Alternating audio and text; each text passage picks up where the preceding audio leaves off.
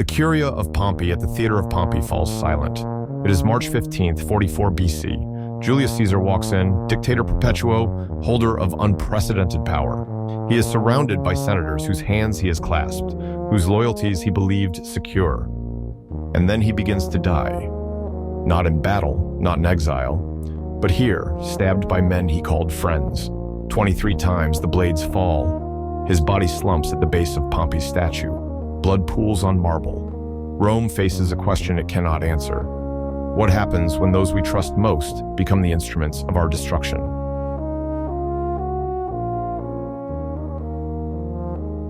Welcome to Beat Nomads, History and Myths Awakened, a history podcast where we uncover the legends and lies buried beneath the pages of time. Today, we're examining one of the history's most infamous mornings, the assassination of Julius Caesar on the Ides of March. This event has been filtered through Shakespeare, through Hollywood, through layers of myth so thick that historical truth became nearly invisible. But the real story, drawn from Cicero's letters, Plutarch and Suetonius's biographies, the eyewitness accounts of Nicholas of Damascus, and Senate records themselves, is more compelling than any fiction. Our central question: how did Caesar's rise and consolidation of power lead to betrayal by those closest to him? And how did this betrayal destroy the very republic it was meant to save? We'll trace Caesar's transformation from reformer to autocrat, identify the conspirators and their tangled motivations, and examine the evidence that reveals betrayal operating on multiple levels, of Caesar by his friends, of the republic by Caesar, and of the future by men who couldn't see beyond their immediate crisis.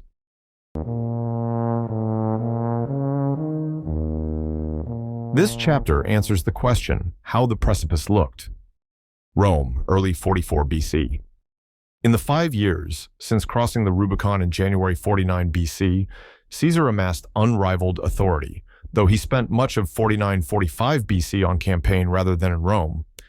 He defeated Pompey at Pharsalus on 9 August 48 BC, pursued him to Egypt and fought the Alexandrian War, then marched to Asia Minor to defeat Pharnaces II at Zela in 47 BC.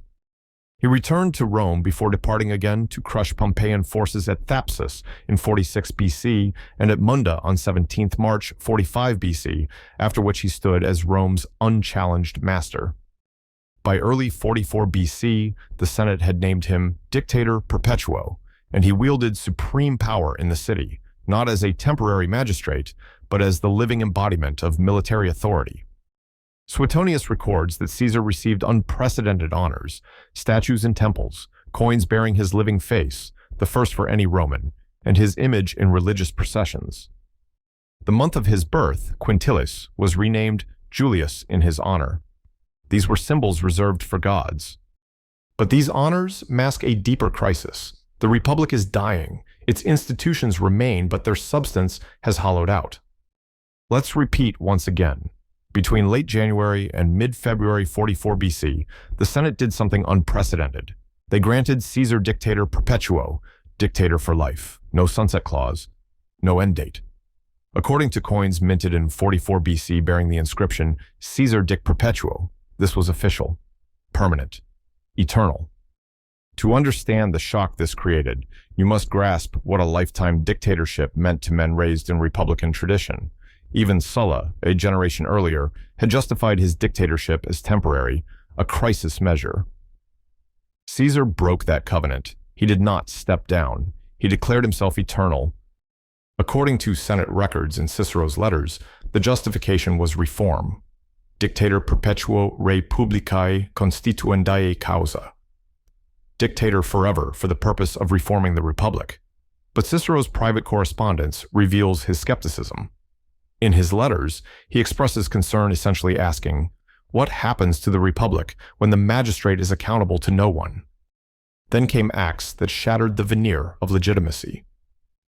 According to Suetonius and Appian, Caesar wore purple-bordered robes, sat upon a golden throne, and often refused to rise when senators approached, a violation of custom that signaled contempt.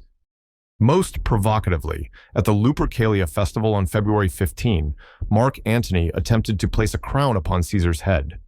According to Plutarch's account, Caesar refused it publicly, but he was already dressed as a monarch.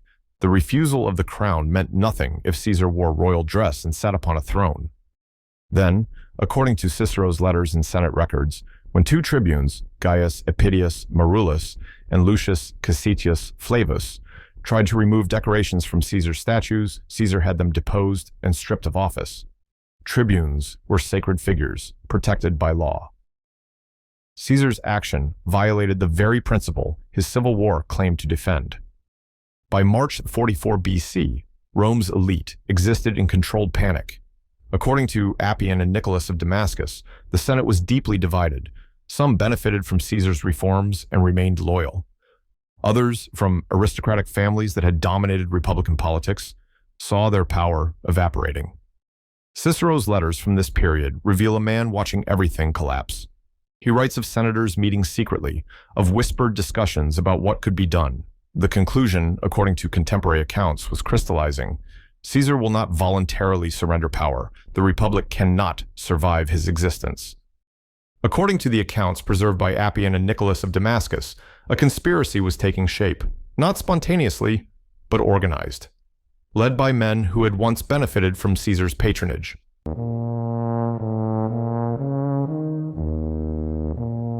This chapter answers the question, who were the architects of the conspiracy?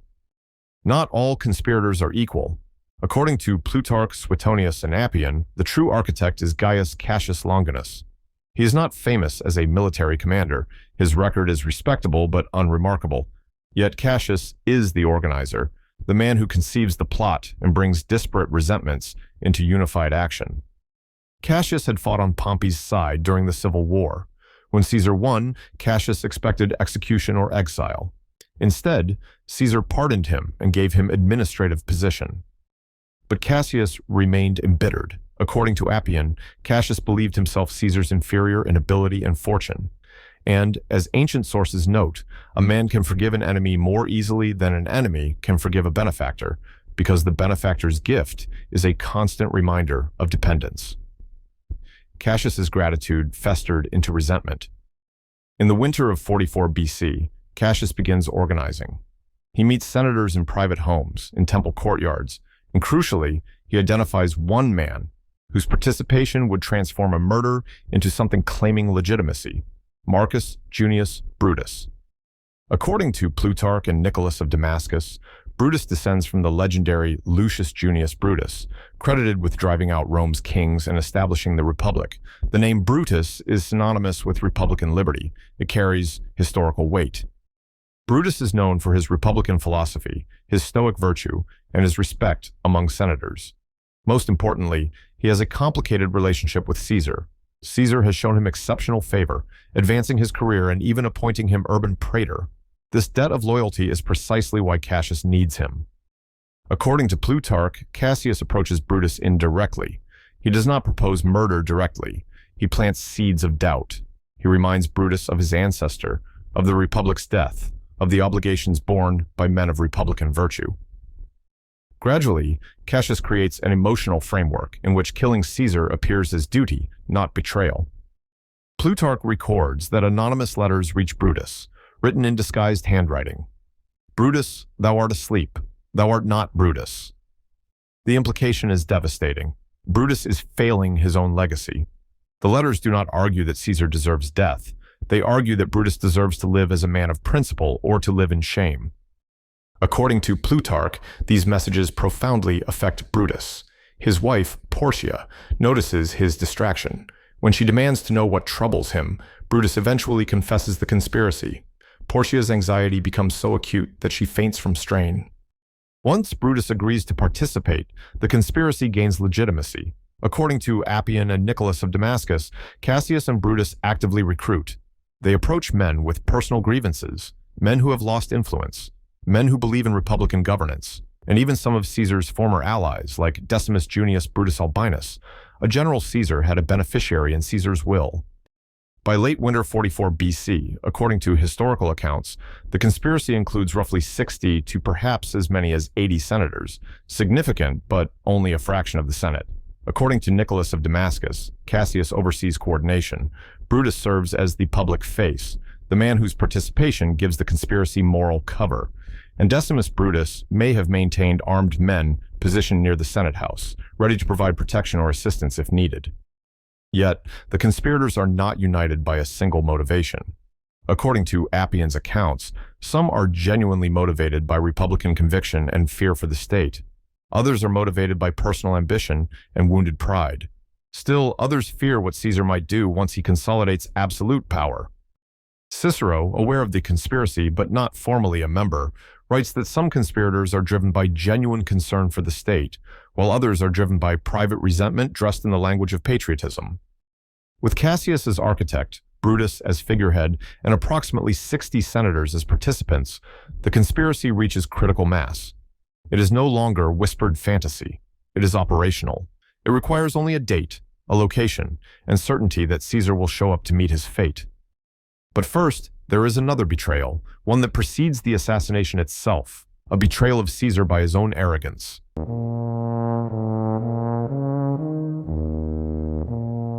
This chapter answers the question, how Caesar's arrogance lead to a self-betrayal. Caesar's assassination must be understood as a collision between forces. The conspirators plot his death, yes, but Caesar himself has constructed the conditions that make his death possible through his own decisions and character.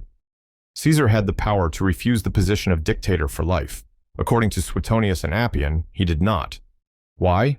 According to these sources, Caesar believed he needed unchecked power to accomplish his vision for Rome. He had plans for military campaigns against the Parthians. He had a vision for reforming institutions, reorganizing provinces, expanding power throughout the Mediterranean. But most critically, Caesar believed the Senate would never grant what he wanted. Republicans would oppose, rivals would maneuver, tribunes would obstruct. So Caesar took power absolutely, not as tyrant, he would argue, but as reformer. Yet in taking that power, Caesar made himself utterly dependent on Senate loyalty. He had no constituent base to appeal to, no standing army permanently in the city to defend him. He was surrounded by potential enemies in the one place he was most vulnerable, the Senate chamber itself. According to Suetonius, Caesar often remained seated when senators approached, rather than standing as custom demanded. When distinguished men came before him, Caesar sometimes did not rise. This was not minor etiquette. According to historical accounts, it signaled contempt. Caesar viewed senators not as peers, but as subjects.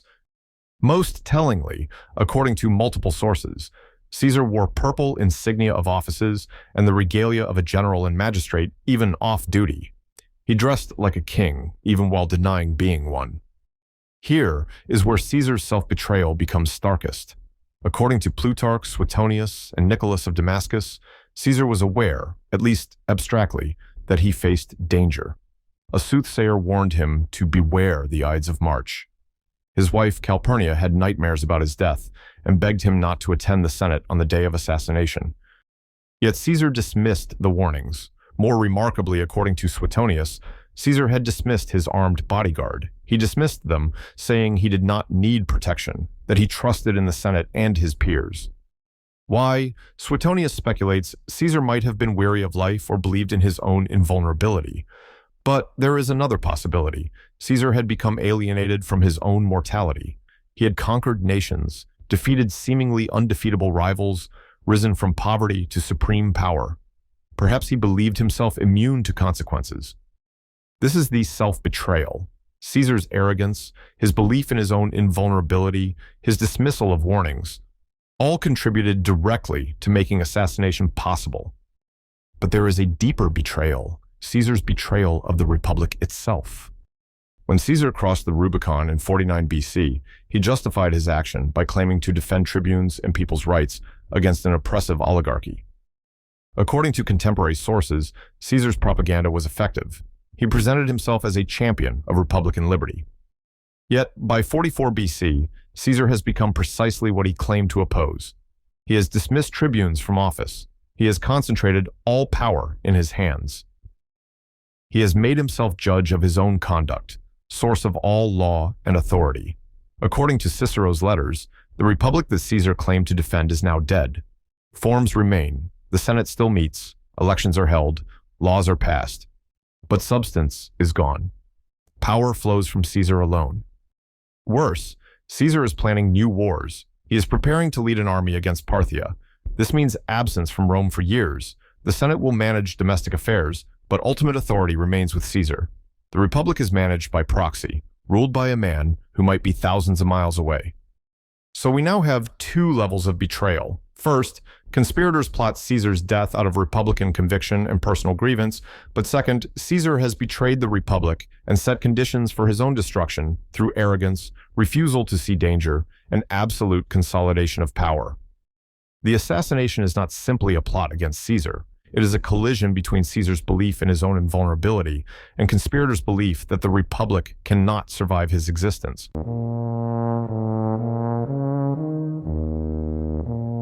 This chapter answers the question, what happened before and during the assassination? Caesar's final week is documented in remarkable detail. We have not just accounts from years later, but letters and records written days after assassination, while memories were fresh and eyewitnesses alive. These sources reveal a man caught between denial and dread, between arrogance and the universe's attempt to warn him. According to Plutarch, as Caesar approached the Senate on March 1st, he noticed Cassius in conversation with Brutus. Caesar remarked, "What do you think Cassius is up to? I do not like him. He looks pale." Caesar notices something amiss. He observes the co-conspirators, yet he does nothing. He does not increase security. He simply notes the odd behavior and moves on. By the second week of March, according to Suetonius and Plutarch, strange occurrences are reported throughout Rome. Sacrificial animals exhibit unusual signs. A bull is slaughtered and found to have no heart, an inauspicious omen. Caesar's wife, Calpurnia, experiences a nightmare so vivid that she wakes terrified and begs Caesar not to attend the Senate. According to Suetonius, Caesar initially considers staying home. But on the morning of March 15th, according to Nicholas of Damascus, Decimus Brutus Albinus appears at Caesar's residence and argues with him about duty. Decimus reminds Caesar that the Senate has been waiting since early morning. If Caesar does not appear, it signals weakness. According to the account, Decimus essentially shames Caesar into attending. He plays on Caesar's pride and sense of destiny. The exact language attributed to Decimus is, "Come, good sir, do not postpone what Caesar and his mighty power has seen fit to arrange. Make your own courage your favorable omen." This argument works. Caesar agrees to attend. As Caesar walks toward the Senate house, according to multiple sources, he passes the soothsayer Spurina. According to Plutarch and Suetonius, Caesar calls out in a jovial tone, "Well, the Ides of March have come." And Spurina replies, "Yes, they have come, but they are not yet gone." It is the last exchange between the two men. It is also perhaps the last moment in which Caesar was aware, at some level, that he was walking into danger. Yet he continues toward the Senate. According to Nicholas of Damascus, as Caesar enters the Senate building, he is intercepted by Lucius Tillius Cimber, one of the conspirators. Cimber approaches on the pretext of presenting a petition. He grasps Caesar's toga. Caesar seems annoyed, wanting to stand and move away, but Cimber holds him in place. The conspirators gather around.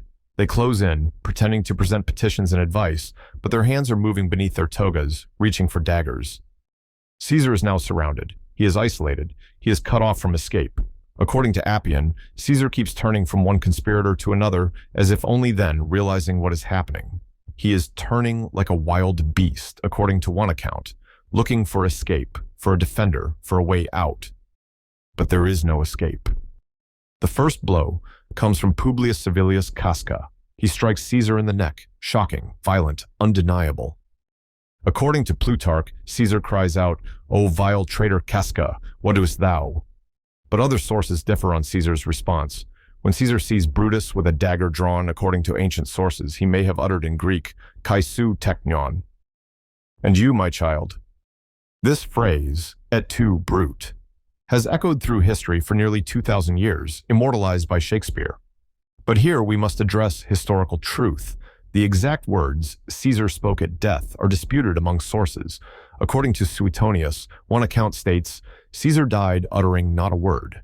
However, other ancient sources preserve a tradition that Caesar spoke in Greek when he saw Brutus, kai su teknion, literally "and you, child," or "you too, my child," a phrase that may have been Latinized by later writers as "et tu, brute." The truth is that Caesar's final words, if any, remain uncertain. What we do know with confidence is this: Caesar recognized Brutus among the attackers. Whether he spoke or not, the sight of Brutus confirmed the magnitude of betrayal. Brutus, the man Caesar had protected and advanced, was conspiring to kill him. The attack becomes a frenzy. The conspirators, numbering about 60, move forward. Some strike at Caesar, others circle him. Caesar attempts to defend himself. According to Plutarch, he uses his stylus as a weapon, stabbing one of the assassins. He tries to push through the crowd, but he is outnumbered, surrounded, already wounded. According to multiple accounts, Caesar has been stabbed 23 times. The precise number varies by source, but all agree only one was certainly mortal. Caesar falls at the base of a statue, not just any statue, but Pompey's statue, his old enemy and rival. It is symbolically perfect. Caesar dies beneath the monument of the man he defeated. Blood pools on marble. According to Nicholas of Damascus, Caesar's friends are paralyzed with shock. Only 2 men attempt to help, Calvisius Sabinus and Censorenus. They approach, but are overwhelmed by the number of conspirators and forced to flee. Everyone else abandons him. Caesar lies alone on the Senate floor, dying among enemies, surrounded by men he trusted or expected to count on. His death is not the death of a tyrant confronted by righteous patriots. It is the death of a man utterly betrayed by everyone around him. But did his death restore the Republic?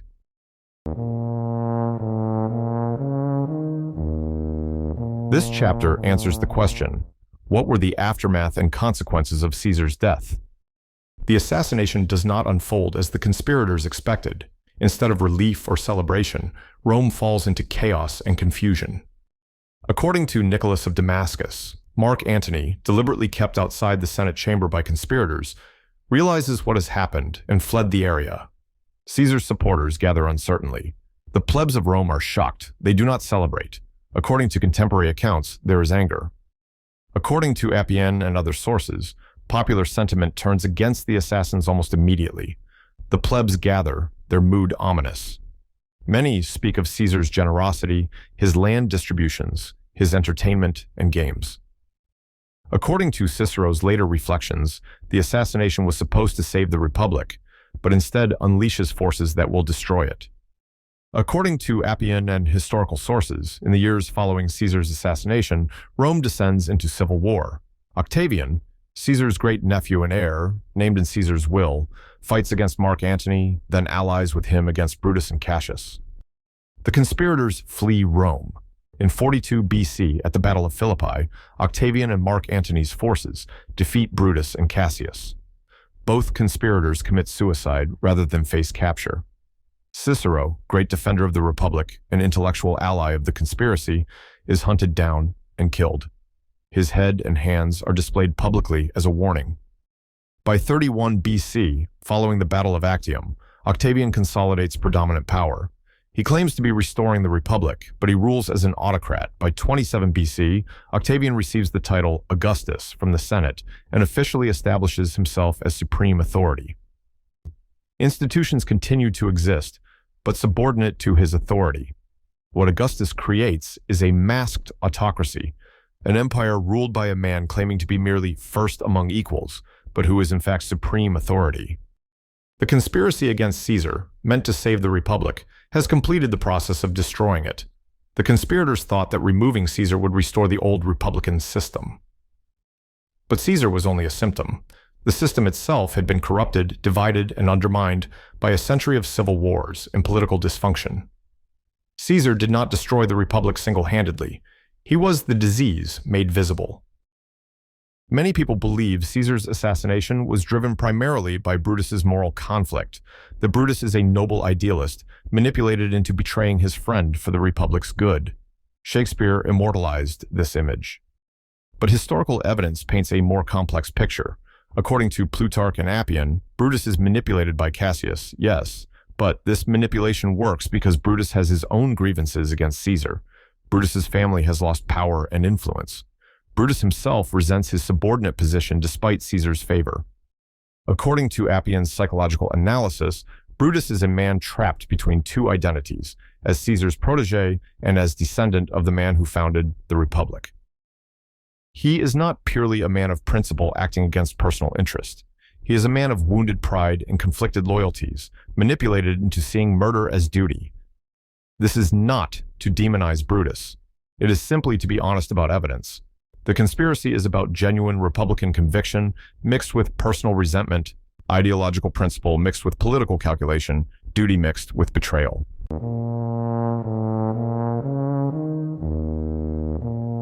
Let's recap what we have uncovered in this episode.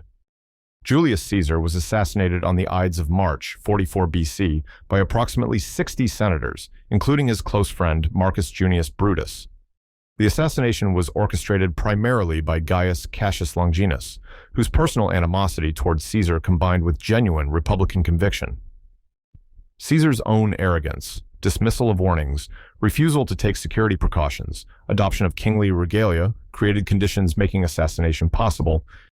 The evidence is substantial and multi-layered. Senate records documenting Caesar's appointment as dictator perpetuo, coins bearing Caesar Dic Perpetuo, Plutarch's biography drawing on eyewitness accounts, Suetonius's detailed chronicle, Nicholas of Damascus's vivid assassination account, and Cicero's letters revealing the period's psychological and political atmosphere. The assassination did not save the Republic. It precipitated its final collapse. Within approximately 13 years of Caesar's death, by 31 BC, Caesar's heir Octavian had consolidated predominant power following the Battle of Actium. By 27 BC, Augustus officially established the imperial system. The Roman Republic ceased to exist as a functional system of governance. The betrayal of Caesar by his friends was part of a larger betrayal, the betrayal of republican ideals by the Republic itself, and the betrayal of the future by men who could not see beyond their immediate crisis.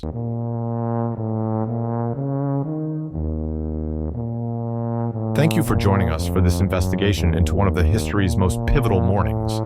The assassination of Julius Caesar reminds us that power is always fragile, that institutions are only as strong as the people who serve them, and that betrayal, even when motivated by principle, carries consequences we cannot fully predict or control. If you found this episode valuable, please subscribe to Beat Nomads: History and Myths Awakened. Leave a review and share this episode with others who love history. Next time, we'll dive into the story of Sitting Bull, and I promise it will be equally compelling. Remember, history is not just what happened, it is why it happened, and how the choices of a few people in a single moment reshape the world for generations to come.